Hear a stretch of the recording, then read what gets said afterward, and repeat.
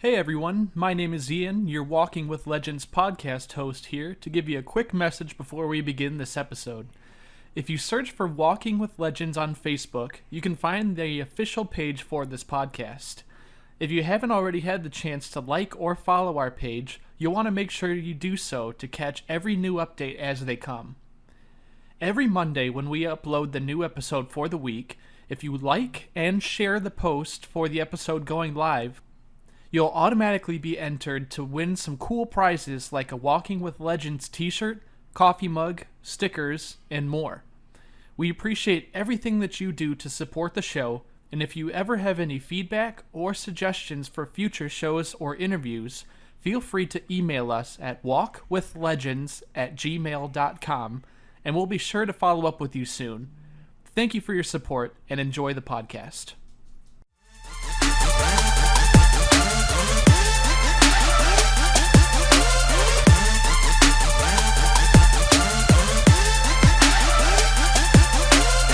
Hello everyone, and welcome to a very special episode of Walking with Legends, where I sit down with athletes and personnel from local teams, such as colleges or minor league teams, and discuss their journeys and how they impact their communities on a daily basis, both on and off the field of play. Today, I sat down with Joel Martin, the current assistant coach and former goaltender for the Kalamazoo Wings Hockey Club, who shares his experiences playing hockey both domestically and overseas, his transition to coaching and the dynamics that have changed as a result, and the ways he and the team are giving back to the community. Our goal at this podcast is to show that you don't have to be a superstar athlete to make a difference in your community and become a legend.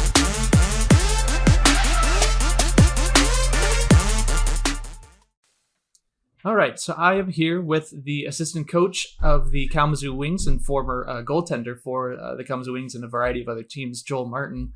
Thank you so much for being here and taking the time to be with me today. Well, thank you for having me. Yeah, so I am just going to ask you just a few questions about your playing career and kind of some of the things that have led up to how you got to where you are, and and then kind of what you aspire to in the future.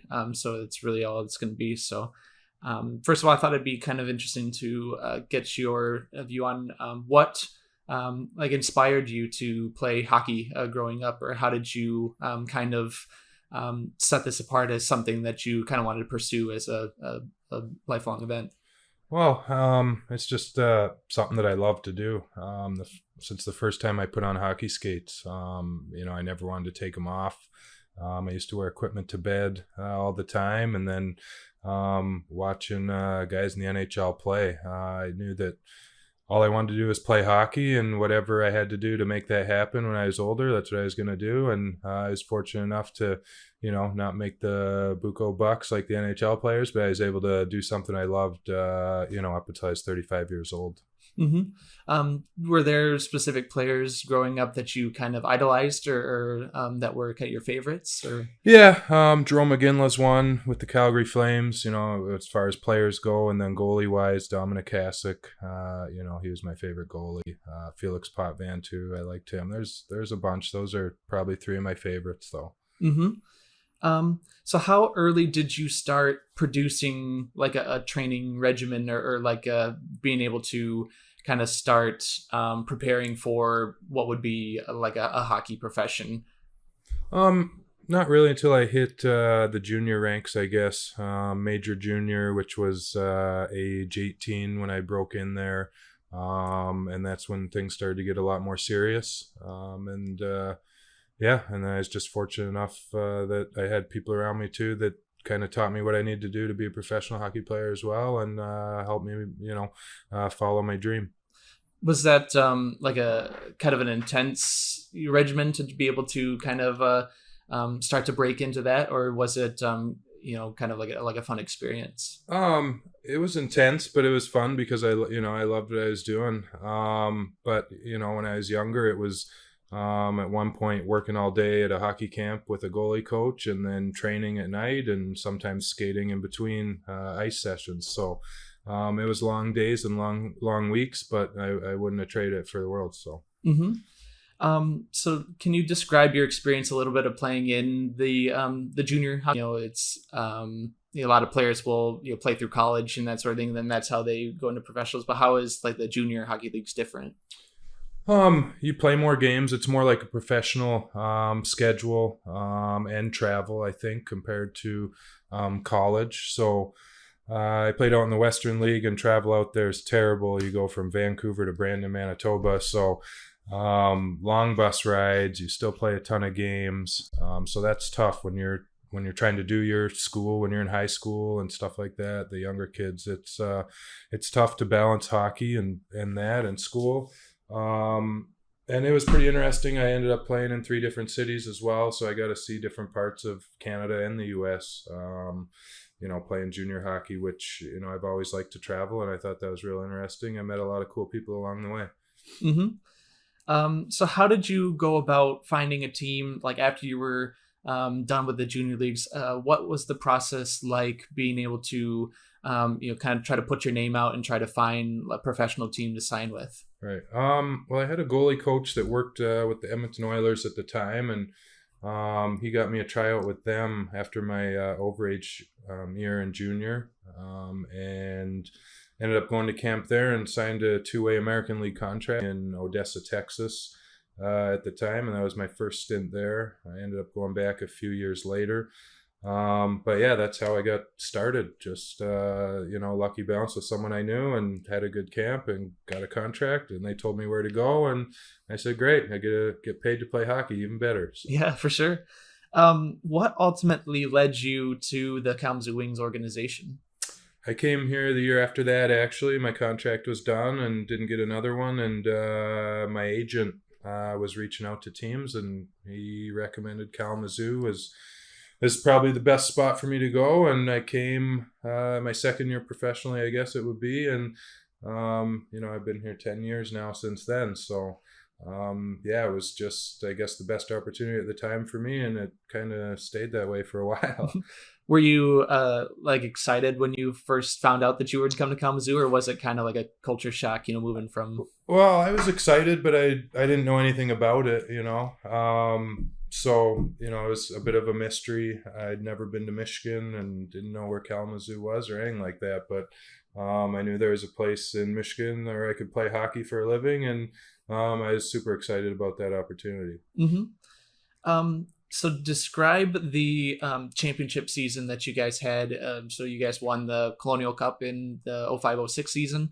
It was a very fun team to watch. I know I personally watched it with my dad. And, what was it like to be able to say that you were on a championship team of that caliber? Yeah, I mean, that's your goal every year. And that's the best team that I think I've ever been a part of. We were so good from our coach, all the way down. It was a special year, and a great group of guys, great leadership on that team. The Nick Bootlands and Corey Carlanders and Mark Villeneuve and Tyler Willis. It is just a ton of guys that are just kind of legends, I guess, in their own way. And it was a lot of fun. Did you feel like you fit right in with those guys, or did you kind of feel like you were? I was a little bit younger. I was 23 years old, I believe. So, I had the younger group of guys that I'd hang out with a little more. But everybody was really accepting on that team, and we really got along well. But yeah, it's interesting to see the dynamic as you get older and see how things change when you go from a rookie on a team to one of the older guys. So, it was definitely an interesting dynamic. Mm-hmm. So describe. So you've had a lot of opportunities to be called up to the AHL throughout your career, and I know a lot of guys that's like the dream, to be able to move up and that sort of thing. Can you kind of describe your stance on being called up? Was it something that was exciting, or was it kind of a grind to be able to get called up for 1 or 2 games or something, and then just come right back? Yeah, I mean, I'd say a little bit of both. I think the younger you are, the more exciting it can be, just chasing that dream and looking for opportunity, and sometimes getting opportunity, and sometimes just going there and sitting on the bench and not getting a chance to play. The older you get, a little bit more of, I guess, the grind side of it, I guess you could say, where there's a point in my career where I kind of stopped pursuing those opportunities, I guess. But, it's both things. It's fun and it's a grind. So, I mean, you can be on 4 different teams in the same month, really. So yeah, it could be fun, but it is a grind. So how do you stay fresh throughout the season? The seasons are pretty long, and there were a lot of seasons kind of where you were called on a lot. So you played a ton of games, and so how do you kind of stay fit and healthy and that kind of thing throughout like a grind of a season? Right. A lot of it starts in the summer, making sure that you come into camp and the season in the best shape of your life, really is where it all starts. And then, we have great medical staff and trainer here, our chiropractor as well, Chiro Effect there, Dr. Jeff. Spent a lot of time in his office on his table. They have masseuses there as well, and a lot of work with that, and just trying to, I guess, rest when you get an opportunity, and really just learn your body over the years and what you need, whether it's a little rest or a little active recovery or what it is. But really a lot of the work starts in the summer, making sure you're ready. Oh, okay. Now describe did you have or I believe that you had a season where you played overseas, correct? Yeah. What was, and I know you don't have extensive experience with it, but can you kind of describe what that experience was like, or how, different that is from playing here in America? It was awesome. I went to Denmark, in Herlev, Denmark, about 20 minutes outside of Copenhagen. The hockey is definitely a little bit different, bigger ice surface, a lot more, skating, passing, stuff like that. Playmaking, I would say. It's definitely a less physical game, play less games. Travel in that league was pretty good as well. I think our farthest trip was 6 hours. So Oh, okay. we were home every single night, which was a cool change of pace as well. Obviously, there's a language barrier. Luckily, they speak a lot of English in Denmark, especially the younger generation. So it was interesting and it was different, but I had a ton of fun over there.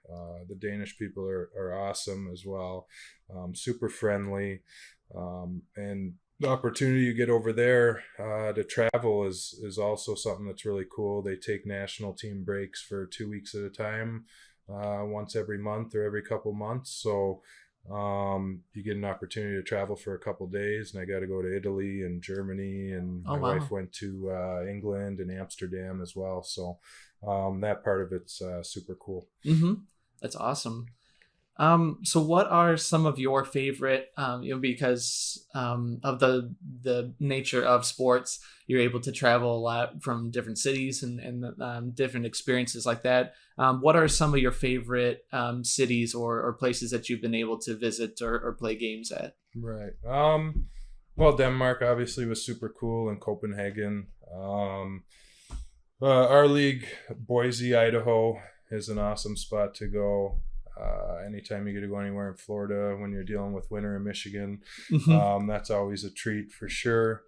I mean, there's so many great hockey cities in our league, and sometimes when it comes down to weather, which makes it a fun place to play, or Toledo, Ohio, where they sell out every game, so it's a great rivalry, and they have great fans. So a lot of great places. Yeah.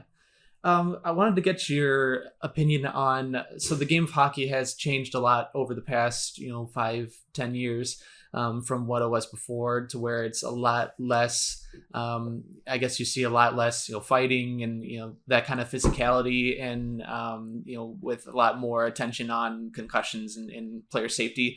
So how has that been, like, as a player, to see things change that drastically? Yeah, I mean, I think the game's heading in a great direction.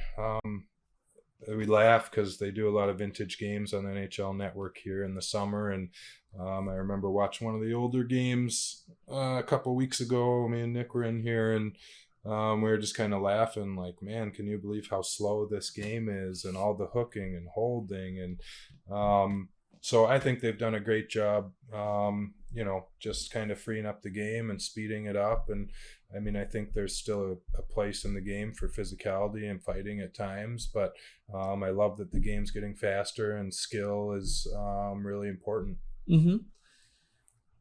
So how does it feel? I guess and maybe you might be humble about it now, but how did it feel to be able to kind of set records for the Kalamazoo Wings organization, and then kind of be towards the top of the record books for the ECHL as a league? Was it like a crowning achievement for you, or was it just something that came as you played?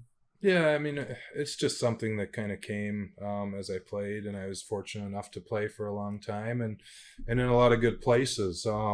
So something that comes to mind for me whenever somebody brings that up is just grateful. I'm grateful to have been in Kalamazoo for 9 years playing, and play with some great players and for great coaches. And yeah, it's definitely humbling, and I'm grateful to have played as long as I did, and where I have.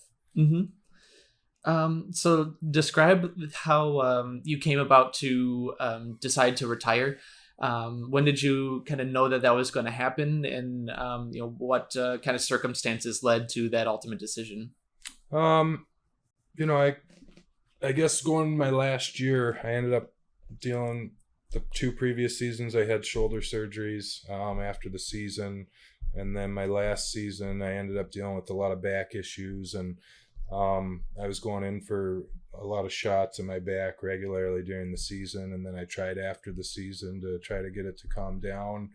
And I was hoping if it would that I'd be able to play another year, and it just wasn't happening. And I think it was sometime in July where I ended up calling Nick and just telling him I wasn't going to be able to play again. I was interested in the open coaching position, and yeah, things just kind of started rolling from there, I guess. So about a year ago now. Oh, okay. So how has the transition been going from being on the ice as a player to being a coach now behind the bench? Or what kind of dynamics do you enjoy about it, and then what kind of things do you miss about being on the ice? Right. Yeah, it's cool. I really enjoy it. The cool part is still being involved in hockey, and working alongside someone like Nick Bootland, who is just gracious and teaches me on a daily basis, listens to ideas I have, and you're still involved with players and part of a team, and that's the best part about hockey in my mind. The things you miss is just being on the ice with your teammates, I guess. And having that direct impact on a game. You still do as a coach have an impact on the game, but it's a little different, especially as a goaltender where you're in the game for the entire game, so that's the part I guess I miss the most, that and playing in front of my kids too. My oldest one's old enough to remember a little bit for now, and the little guy, obviously he won't remember at all, so that kind of stinks, but that's definitely what I miss the most. Mm-hmm. So how has it been, kind of piggybacking off our previous conversation with how the game's kind of changed? What's it like to be able to seek out those skill players, and those how teams are kind of looking for talent has changed a lot. So what is it kind of like to try to find these diamond in the rough kids? Yeah, it is difficult. I'll tell you, we're recruiting right now, and it's been going on all summer, obviously here, and we're in a pretty decent place, we think. But yeah, it's tough because everybody's chasing the same guys essentially in the entire ECHL. So it's tough. You gotta try to sell your organization, which we think we have a fantastic organization and ownership and head coach and a great core group of guys that keep coming back, and a good culture here. So it's difficult. Everybody's always wondering what you could do for them and looking for something better. But yeah, it's tough. This is my first summer recruiting, and it's real eye opener as to how hard the coaches in this league have to work to get players. It's no joke. It's something you don't have to do at the next level either. So yeah. What and I know I wanted to kind of get your thoughts on, because Jordan Binnington played here, the Stanley Cup champion goaltender for the Blues. What was it like kind of playing with him? Did you kind of see that potential in him, or did you have the chance to kind of mentor him, or what was that relationship like? Yeah, I think he might have mentored me as a rookie there. He ended up playing more games than I did, which I think was the only goalie to do that other than my rookie year with Chad Albin. So that's pretty impressive for a 20-year-old coming out of junior hockey. He was an absolute stud. So yeah, he had a ton of potential. You could see it. He had that game-breaking ability to just make saves at the right time in hockey games. Great teammate, calm demeanor, and all of that is just suited perfectly for the next level in the NHL, and it's pretty exciting to watch him go on and do what he's done. Mm-hmm. Now, do you guys, like as an organization, kind of keep in touch with him still, or is it a little bit harder now? Yeah, no, you know what? He's a super down-to-earth kid, and still keep in touch with him. And as I know, a bunch of the players that have played here with him do as well. And I saw a video online of his Stanley Cup party, and one of the other players that played here with him as well is in the video. Oh, okay.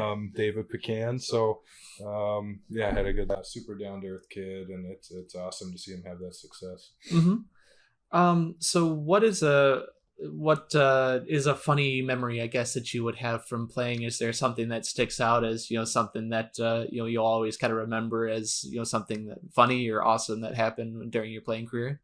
Oh man, I don't know. I'd have to think about that for a little bit. I'm not sure on that one off the top of my head, but I'll try and think about it. Okay. Sure. Yeah. So one more thing that I kind of wanted to share is that a lot of times when fans come to see the games, they only see the product that's on the ice. They don't see a lot of the things that happen behind the scenes that are cool that the team's able to do.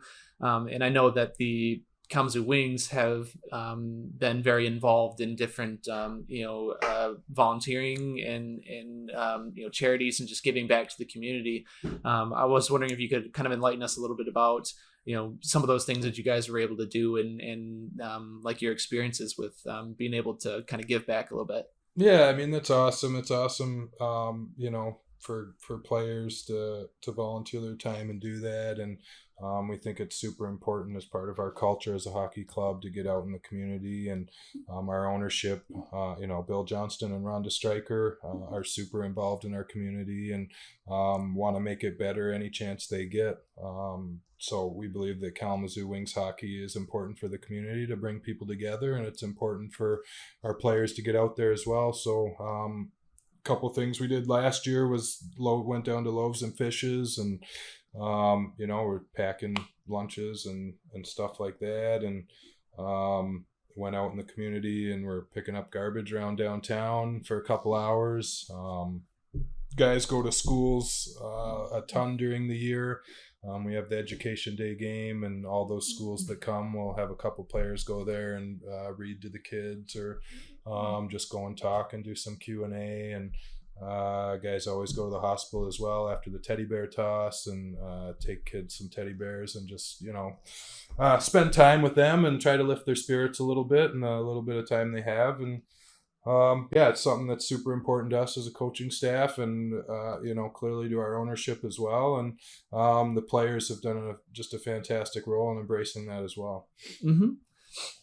So that's really all I have. So I mean, unless you have a memory that you can remember from playing, but I got to think about it. I don't. Oh, you should have given me that one. Oh no, it's fine. That's all right. So thank you so much for being able to sit down. I think it's refreshing to be able to know that even in some of these kind of smaller organizations, so to speak, than professional, that great things are happening, and there's a lot of good people and a lot of great things that people are doing to impact the community and the game. So I'm just grateful as, not only as a fan, but just as a casual, human being, just as grateful for all the work that you guys are doing and the joy that you can bring. So thank you so much. Thank you, Ian. Thanks for having me. I appreciate it. Yeah.